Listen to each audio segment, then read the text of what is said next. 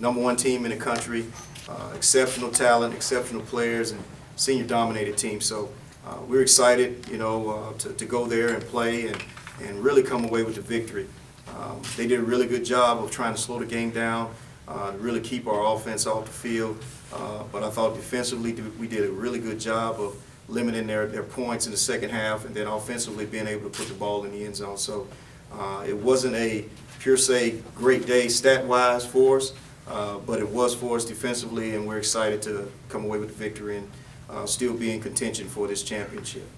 Coach, there's a video making the rounds of your rather impassioned speech right after the game. Excuse me.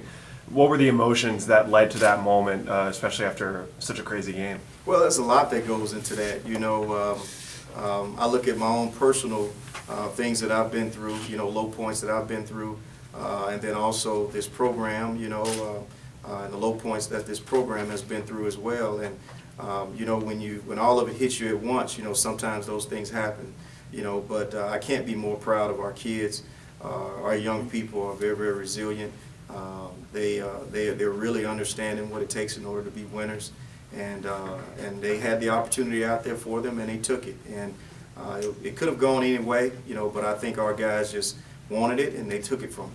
As you mentioned, going on the road, playing the #1 team, do you look at this as a statement win for your program at all, or is it you just kind of keep rolling? It's not necessarily about a statement win. It's about a conference win for us, and it puts us in a situation where we pretty much in the driver's seat, and it's up to us to make sure that we continue to play that we're capable of playing. So I don't look at it as a statement win. I just look at it as an opportunity to be in position.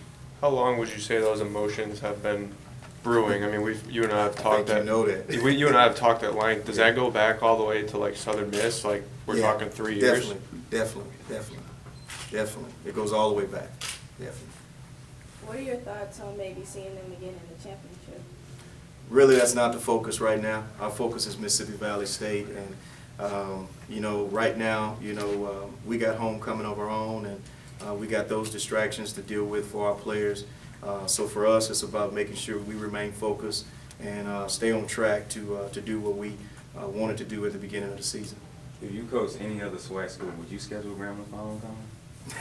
I don't know. I don't know about that.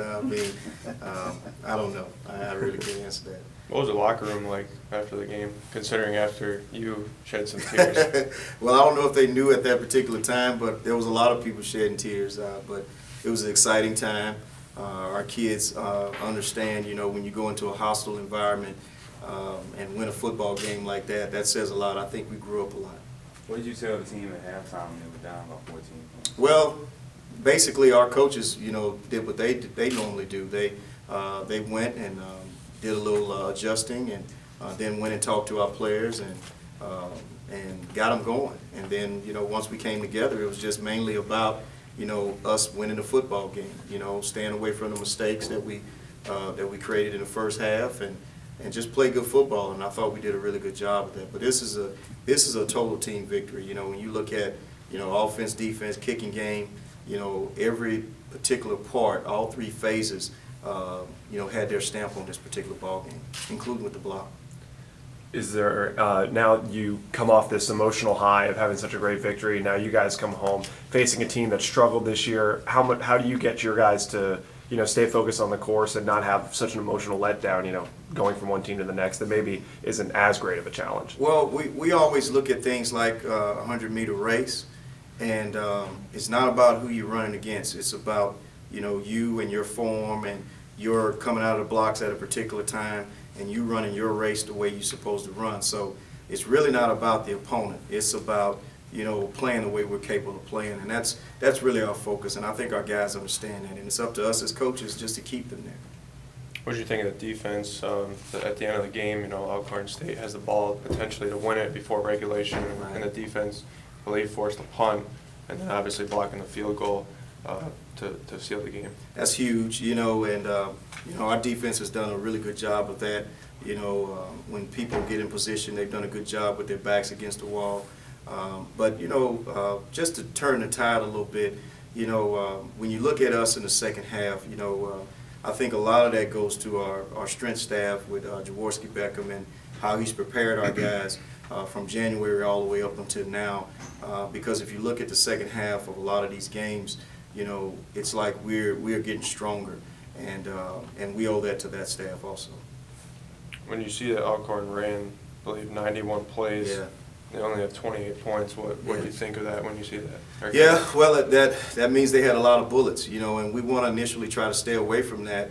But I thought they did a really good job of really defending us, and then we made some mistakes too, which kind of helped that situation. But they play keep away, you know, and basically they stayed on the field and, you know, ran a lot of clock and really got away from their up-tempo style offensively to really try to keep the ball out of our hands. Time of possession and then also the number of plays really was in their favor. But it's really good, you know, when you dodge a lot of bullets when they have 91 plays. Can you talk about the importance of special teams? Mark made the difference with his 2 field goals that he made, and obviously Alcorn, a field goal kicker, he missed 2 field goals. Yeah, that's huge, you know, and it goes back to the 3 phases that we talk about. You know, anytime, you know, you got opportunity to get points, you got to get them. But then also, too, you know, anytime the opponent has opportunities to get points, you got to play hard.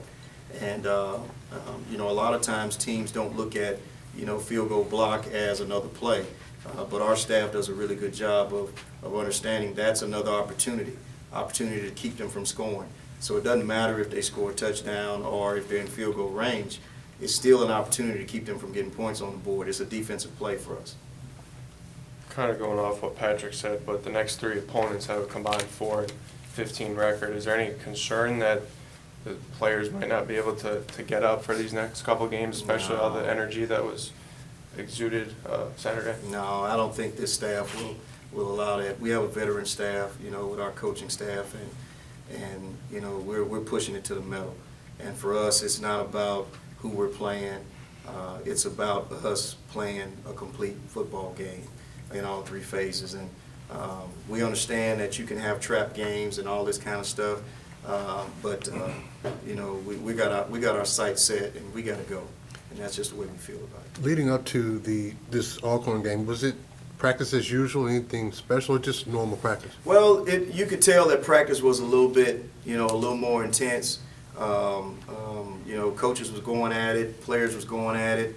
It was a little bit, maybe a step faster than normal. And I'd be lying if I didn't say that, you know, but for the most part, you know, we try to simulate that style every day. But, you know, we're all human, you know, and from time to time, you know, you tend to practice a little harder than normally. But our job and our focus is to try to continue to practice that particular way so we can play the way we're capable of playing. One more question. Martez had 11 carries. Kelly only had 3. I know you have a committee, but is Martez starting to separate himself in that as like the lead of that committee?